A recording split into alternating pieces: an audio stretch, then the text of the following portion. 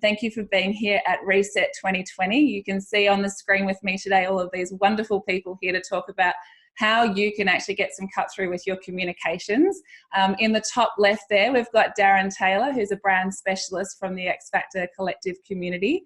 In the bottom left, we have Jodie Artis, a long-time, very experienced media relations specialist, also from the X Factor Collective community. And Jason Kimberley, the Managing Director of Cool Australia, here to share all the great things that have been happening for Cool Australia, which we hope will be very inspiring for you to take away back into your organisations today. Reset 2020 has been made possible and has been made free of charge for everybody to access this wonderful show, thanks to our partners at Equity Trustees. And yeah, welcome guys, great to have you here on the show today. Thanks for having us. Excellent. Now, Jason, let's jump into Cool Australia. For those who are not familiar with Cool Australia, can you just give us a brief background on why were you set up and what's your mission?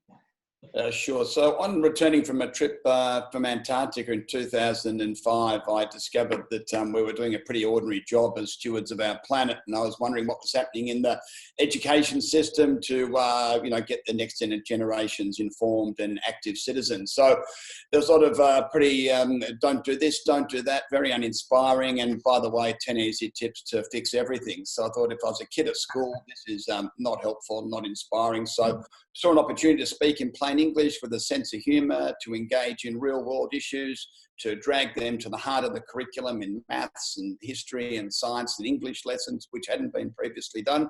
So it's real world learning, it's putting that wow factor in for the students, and it's also supporting teachers teaching outside of their areas of expertise. Up to 45% of teachers in secondary are teaching in areas outside of their training. So it's about giving the confidence and upskilling. And when we ask teachers for evaluation, they say, hey, I'm a better teacher as a result of this program, and my kids are more informed, more likely to take action. So we're in 90% of schools. We're being used by 45% of Aussie teachers with about 1,500 free online lessons.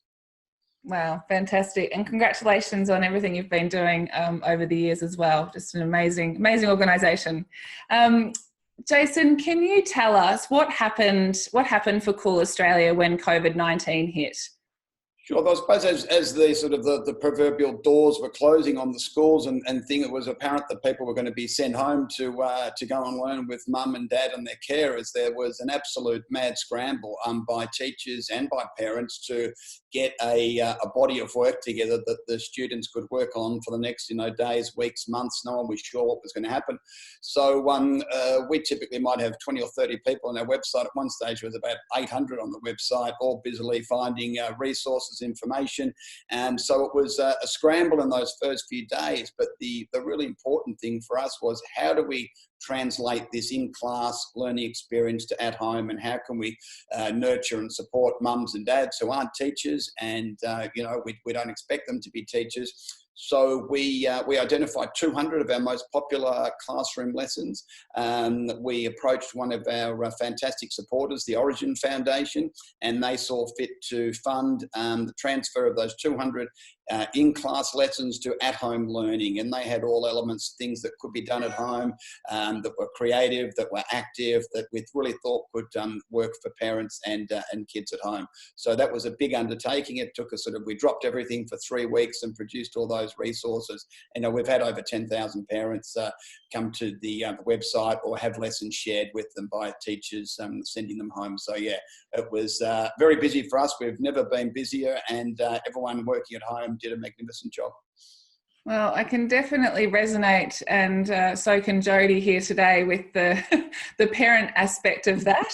And I was told by my 6-year-old that I should give my mum a call because she had been a teacher and maybe she could give me some tips. So it's been a very interesting time indeed for all. Jason, when all of this happened, your web registrations went through the roof. 600% is the figure that you shared with us. What had you been doing in the organisation that had sort of set you up in good stead to be able to even deal with that when it happened? Yeah, well, I suppose one of the beauties of our program, and we have been going since 2008, is that all teachers have either found us themselves or have been recommended by one of their colleagues. So no one's mandated, oh, you must use Cool Australia, this is something you need to do. So one of the great strengths we've got is of the 125,000 registered teachers, they've all come to their own determination that this is a spot they want to go to. So I think we're coming off a strong and trusted brand who's been supporting teachers for over a decade now. We had something interesting. They know we can build their skills. And we also really focus on is building teachers' confidence and competencies outside of their areas of expertise, and also with kids making lessons interesting. So we had that really great basis to work from. And we've always had a focus on our digital toolbox, which is a place where parents and teachers students and parents can come together and share videos and understanding. So what we really did was expand that idea of how parents and their kids could work together, and offer that in bits that could be readily understood, taking out a bit of the education jargon, simplifying it, and you're really basing it around the kitchen, the home, the garden, and physical activity, as well as the creativity, and obviously keeping the literacy and numeracy focus.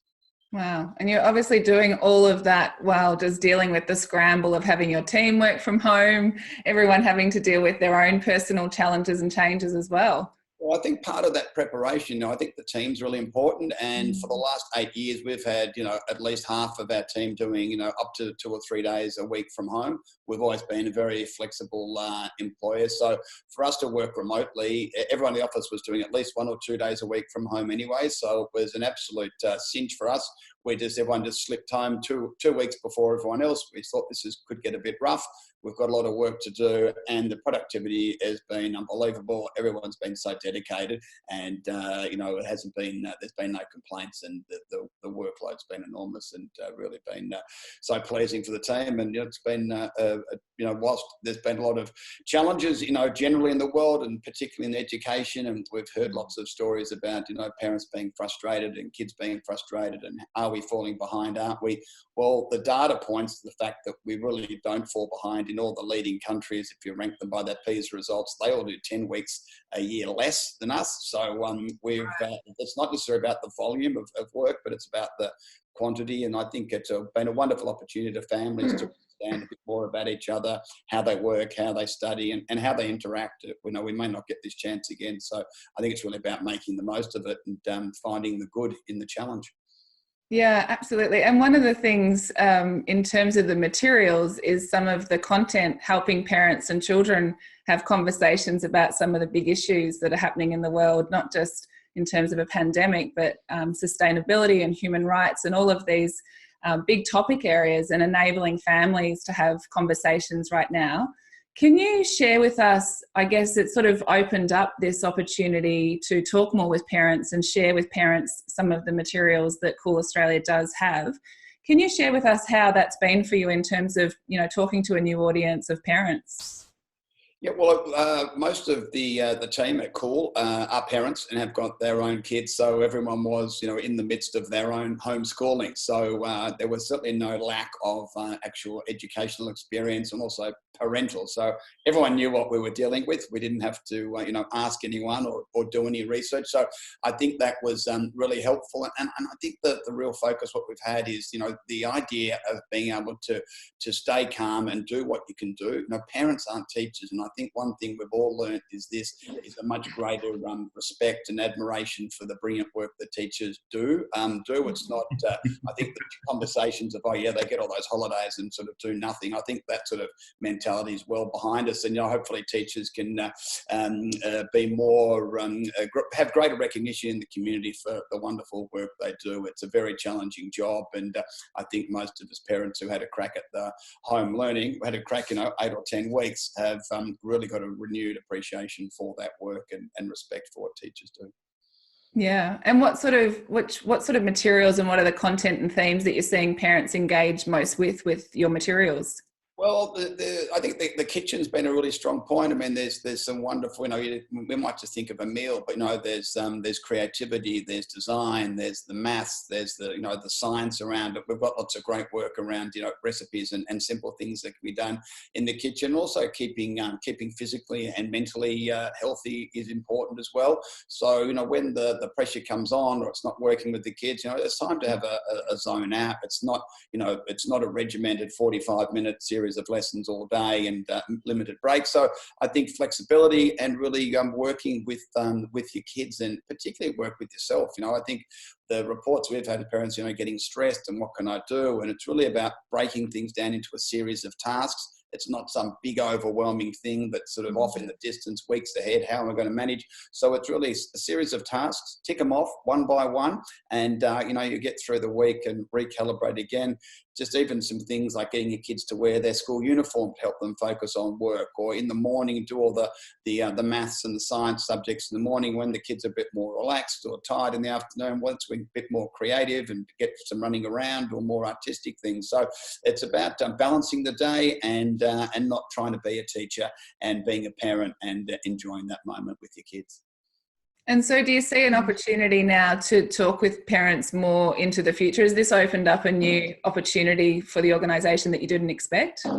Yeah, well, it's something we had under discussion, and we're in the process of building a new website, and we're looking at the different areas that we have on the website and who we want to talk to who and what we're going to support. So we were certainly considering a role for parents in their kids' education, and certainly on the back of the last 2 months, we've had I would say major redesign, but we've certainly accentuated that parent student portal, and obviously there's 200 lessons we'll put in there, and that might be for when kids are crook or something happens or they're at home, and now parents have got the that skill and that confidence and those new skills to be able to apply that to different situations. So we think it's certainly impacted us to a small degree as to how we're going to implement it, and it's certainly solidified a few of our ideas around the delivery of that. Yeah, fantastic. That's great. Jodie, I'd just like to bring you in here on the conversation at this point. And in terms of the way that Cool Australia has actually crafted its messages and communicated during this time, can you share with us around what's been important from your perspective in the messaging with the success that the organisation has had with parents specifically? Sure thing, Jules. So I guess what's interesting about Cool is that they were ready for the opportunity, and they saw it as it came and they took it. So I think this goes back to the original point about being authentic in your communication and adding value, not trying to find a link that's not actually there. Cool had a link and offered real value at a time when everyone was panicking. So I think there's a few standout points here, and I don't know if Jason, communicated this, but Cool was already in 90% of schools across Australia. So the brand had trust, which is really important. I'm sure Darren will agree that it's a critical attribute that parents look for when engaging in brands on behalf of their children. They were also an online learning tool from the start, so they weren't like schools who had to pivot from classrooms to online learning. They were actually there and operating that way. So I guess this gave them a competitive advantage to a lot of other brands that were aiding and assisting schools in pivoting into online learning. As a result of that, I feel like they created a pull-push engagement with parents. They pulled parents in and they were able to push information out. Most importantly, this is probably, Jason doesn't articulate this a lot because he's a very sweet man, but they took the fear out of what was happening and they empowered parents. They had a great opportunity to really dominate, and they didn't do that. They went in with a don't panic message. When it was all fearful and everyone was terrified, the message was don't panic, keep cool. They offered hints and tips and advice on how to navigate being online in the online learning world. And they created, as Jason mentioned, a dedicated parent portal to assist them with home learning, and they invested really heavily in that process. They looked at themselves and they presented themselves as partners. So their messaging again was positive, but they never took an us versus them mentality with schools and teachers. And I think that's really important. They focus their messaging on advocating for education and for teachers and adding value to what the schools were doing. Because, you know, when you consider it, at the end of all of this, when everyone goes back to the classroom, you know, we always have a saying, people don't remember how you entered the room, they remember how you exit the room. And going through this process, Jason and the COOL team were able to add real value, show real support and be real partners. And when it's all over, that's the legacy they'll carry with them in the future of their online learning. Fantastic. Excellent. That's great.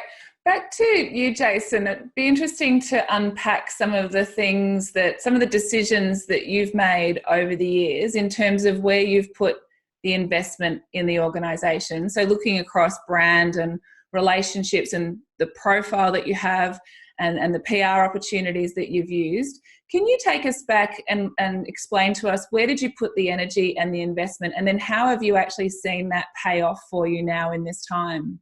Yeah. We've been really focused on just creating really high quality educational resources that we know have got that wow engagement factor for the students, that help teachers, that save them time, that upskill them to teach in particular areas. So I suppose I'd say we're probably a little guilty of not marketing ourselves as best we can, and our absolute focus has been on our work. So you know, lots of I think there's about 500 tech startups in Australia, and you know, the emphasis, as far as I can see, is on the tech, and they're not necessarily sure about which educational problem they're solving. So whereas we've been really focused on putting great in-depth classroom lessons that support the teacher all the way through. We assume no knowledge at step 1, at step 2, at step 3, and teachers can jump in, you know, wherever they feel confident. So I think that one of the great things we've been able to manage to do is that word of mouth.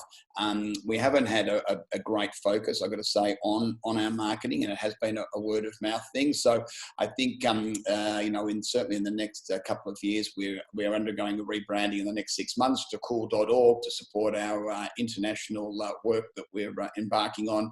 We've already got about 8% of our audience coming from overseas, and we've had a great startup in New Zealand. So we will have some rebranding and refocus on that. But I think that we've, you know, I think rightly put our energies into just having fantastic content, and that we've been building that audience, and it's a really loyal and audience that has a high rate of return and usage. And I think we're up to about 2.5 million lessons out there in teacher land. And when we ask teachers and evaluate our programs, 83% of them say they put it in their portfolio and teach it on an ongoing basis. So that's a real, I suppose, nod to us. So whilst we've been marketing, we've been really marketing through the quality of our work rather than an overt branding exercise, if that makes sense. So I think it's important to understand that. And, you know, we will be switching to a push on the branding, but it's on the back of great content and great quality, not on some, you know, widget or tech or something that might be, you know, sexy and appealing. We're really nuts and bolts education, high quality,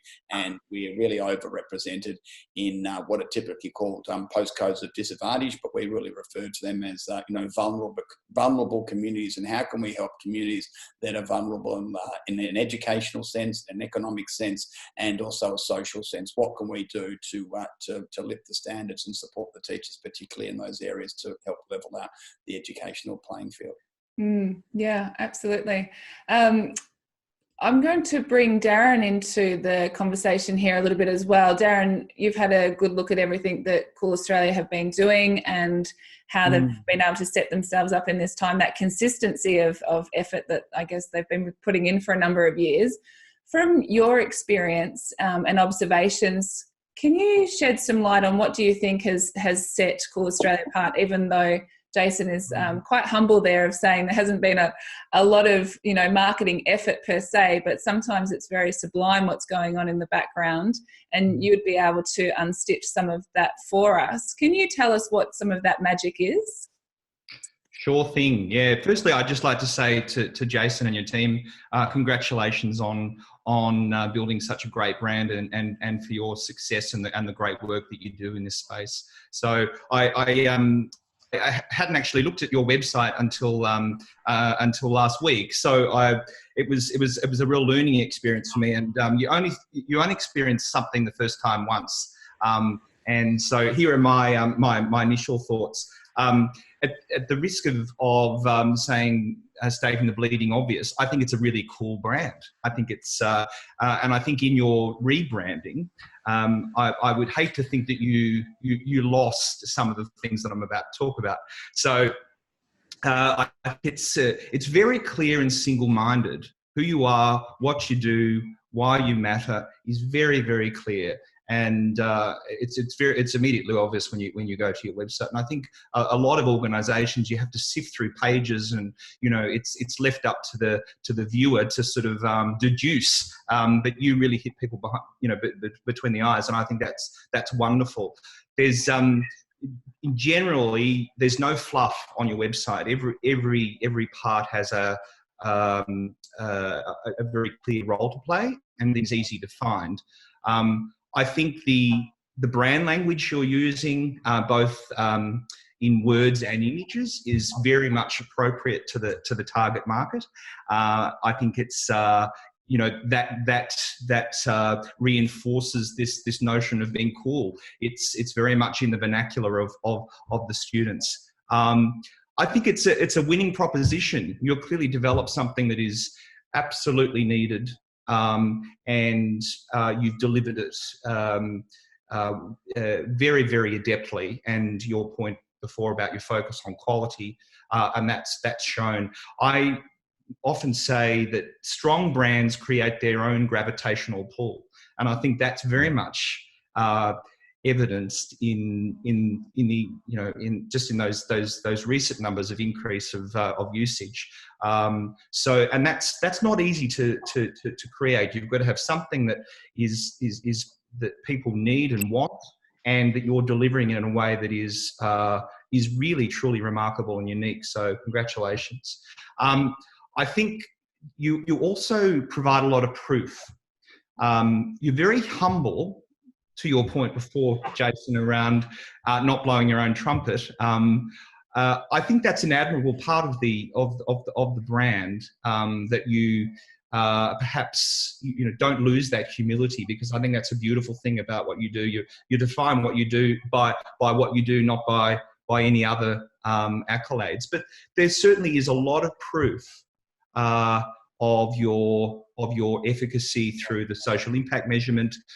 Your testimonials, there's some beautiful testimonials there of the range of audiences that you touch. And what that does is it's very, very clear to someone who is a newbie to your brand that you're trusted, you're tried and true, and that's reassuring.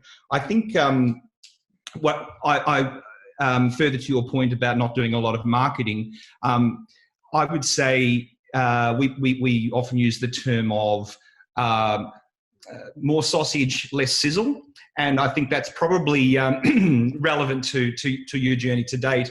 Excuse me. Your focus has been very much on the product and getting the product right, and creating something that people really want and need and is valuable.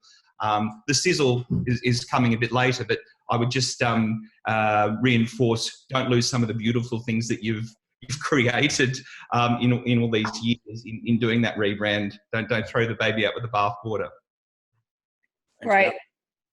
Thank you for those observations, Darren. If you're listening here with us today or in the recording hereafter, there might be some things there that you can take back and actually look at what Cool Australia are doing, and those very small, nuanced things in terms of the no fluff and the trust, and how are you actually building that with your communities, and these are all the things, I guess, in terms of today's topic, getting that cut through. How do you get that cut through? How do you have those conversations and keep them alive?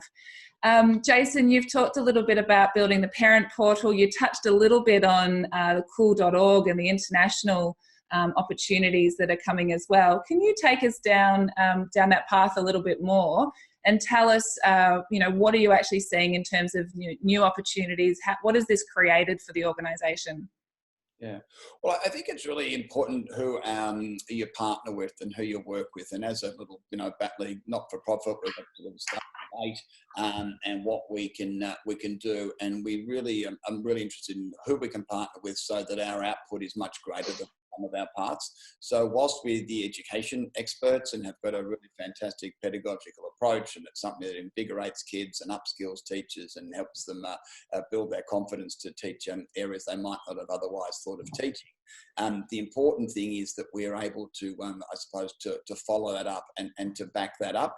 And by that, I mean, where are the next steps? How can we help teachers and kids understand, the continuum of learning? How can we have, documentary filmmakers who might have a fantastic story to tell about racism? And the final quarter, Adam Goods, we've got, 50 lessons from year 5 to year 12 on that. And it's just been received enormously well. Kids go to the screenings and the feedback is, I'm embarrassed, I'm ashamed. How do I have this conversation with my parents or my family? I can't believe this happened in Australia. So our job as educators is give them the tools they need to have those conversations and how they're going to be able to tackle it, how they might be able to create new standards in their school, what sort of behaviour they will and won't accept, looking at issues of dignity and impact and putting us of others. So I think what we're able to do is get away from Education 101 and really look at things that are engaging and creative and ask kids and teachers about what they're interested in. And when we do that, we do these little mini research projects, and the stories are, it's climate change, it's racism, it's marriage equality has been really big, recognition of the difference of others and celebrating that rather than choosing not to understand and be ignorant and be mean to someone. Why don't we understand and embrace those changes and reflect that multicultural society? Because the easiest thing is to be ignorant and to be hateful. But when you learn and understand, you begin to love and work out what's going on with other communities, other beliefs, other systems. And, I don't think anyone can put their hand up and claim to have ownership of all good ideas. What we're all about is finding all the great ideas from different places, partnering with documentary filmmakers, partnering with business, partnering with universities, partnering with institutions that have got fantastic programs. And what we do is we amplify those programs and we turn them into year-level specific, subject-specific classroom lessons. So we make it everybody's business. So no kid or no teacher has any reason not to be engaging in important issues that kids and teachers have told us matter to them. And we want to help them explore that with high-quality educational resources. Yeah, beautiful, beautiful. And with that, we've just had a question come through. I don't know if you mind answering some questions as well, Jason, as well as everybody else. A question here from Luke, who's asked about monitoring and measuring student engagement. He's saying lots of people have been talking about reimagining education. What does reimagined education mean for you? Sure. Well, I suppose our big thing is what is the impact and how are we changing the way kids approach their work? So when we do our evaluation pieces and we, through teachers, we ask them the impact that the resources are having on their students. So when we talk about that, we talk about awareness and knowledge, and, sort of 8 out of 10 report that's up, and you'd expect that. Critical thinking skills, similarly, that's going to be the way of our future if it's not now. It's not about just solving problems, but it's about identifying problems and challenges and addressing them and what are the barriers and why we might not be able to get through. But also attitude towards economic, social and environmental issues. When you engage in a Call Australia lesson, we ask our teachers about it. The teachers and the kids, 8 out of 10 of them say, I have changed my view. I mean, it doesn't get much more powerful. Wow. And the reason they might have changed is they had some disinformation. They didn't understand the issue to its great depth. They didn't have enough background on that. So when you get into those situations, it's really powerful learning. And similarly, we're very focused on not teaching kids what to think, but we really want to teach them how to think. And when you give them those tools and present a data set to a bunch of kids and say, hey, here's a data set on the bluefin tuna catch in the Pacific Ocean. Have a look at it. Is there anything you notice? All of a sudden the kids start putting their hand up. Miss, we're catching too many fish. And the kids work that out. The teacher could have stood up the front of the class and said, we've got an issue. But when you give the students the opportunity to look into the raw data, to come to their own understandings and call it, and then go about the reasons why that might be the case and what the barriers might be to sustainable fishing, then you're starting a really important conversation amongst the kids. They're thinking about design, they're thinking about creativity, they're thinking about the science, they're thinking about the maths, and then they're trying to problem solve all of this, and they're working in groups. So so I suppose it's really important to evaluate, to ask your audience and your users what's going on, and when they tell you, their attitude and behaviour has changed, 8 out of 10 of them. I mean, I think that's what we're all about in education, providing great information and helping, educate our current generations and our future generations to be job ready and have those skills, and not to be churning out, people and with skills that aren't useful. So that's one of our big challenges. Right. That's fantastic. Well, we're just going to start to wrap this up with you, Jason. Coming back to our topic today around getting cut through, a lot of organisations are just feeling that their messages and their work that they're doing is just being caught up in the clutter of COVID-19. Could you give us some final sort of tips and advice for organisations that might be feeling a bit stuck, a bit overwhelmed right now? What sort of advice would you share for others based on your experience so far? Well, I think it's important in these scenarios, to really hope for everything but expect nothing. And I think if you can remain hopeful and keep pushing and working on what you're good at, I think now's not a time to try and be something that you're not.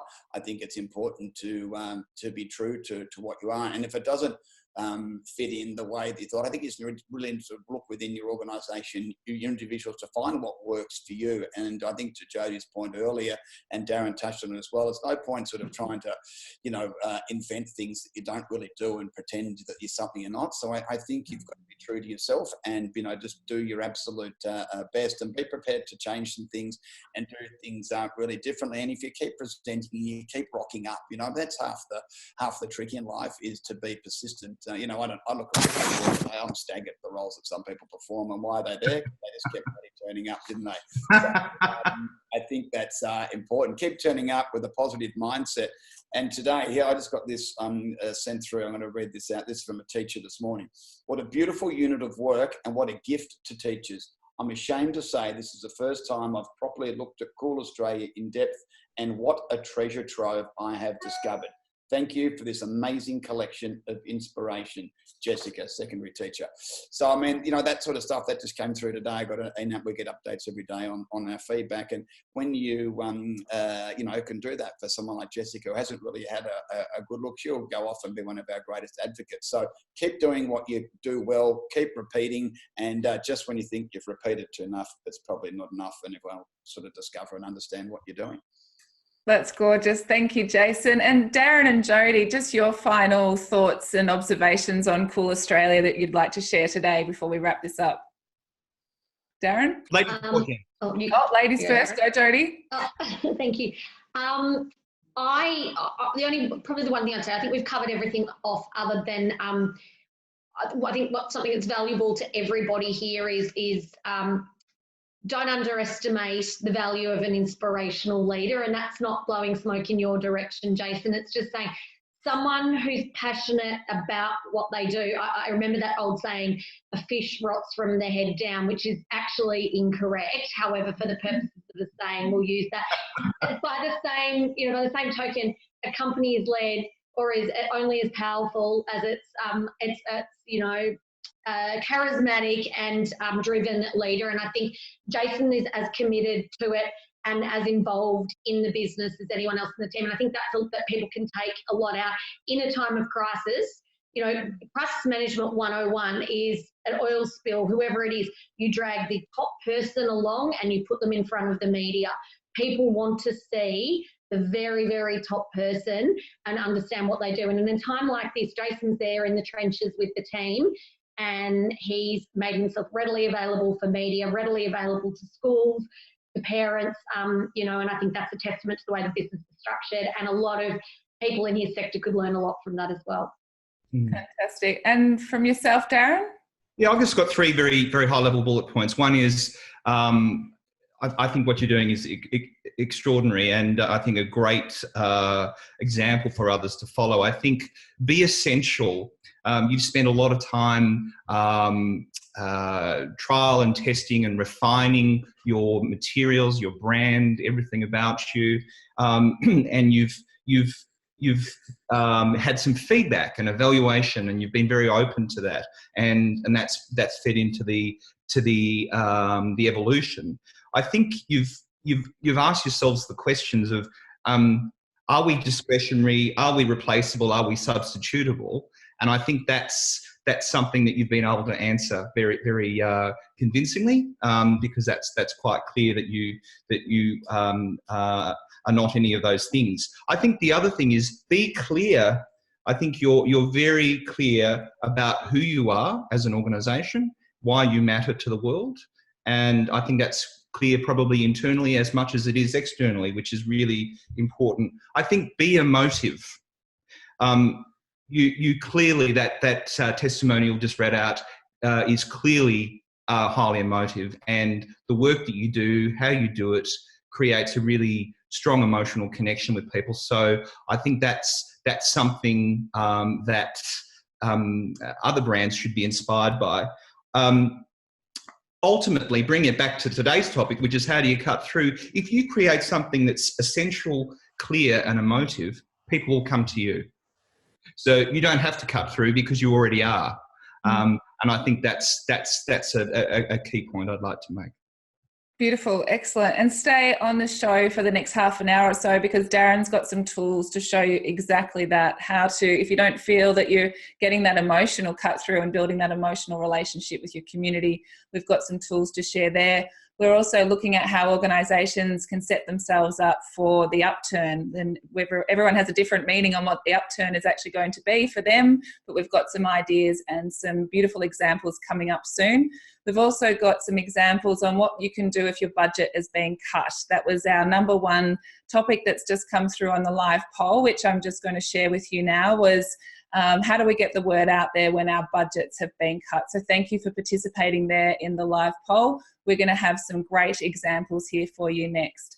If you can all please help me with a virtual round of applause for Jason. Pop into the chat box there. What's something that has really captured you in the last half an hour with our conversation with Jason? What's something that you're going to take from this back into your organisation today? Pop that in there and help me thank Jason very much. Darren and Jodie will be staying on the line with us for the next half an hour or so. We've got more great content to share, but thank you very much, Jason, for being here today. Congratulations. Thanks for having me. We'll see you next time. Yeah, absolutely. It's been great having you here. Look forward to catching up again and maybe having you back into the future as well. Beauty. Thanks a lot. Bye-bye. Bye.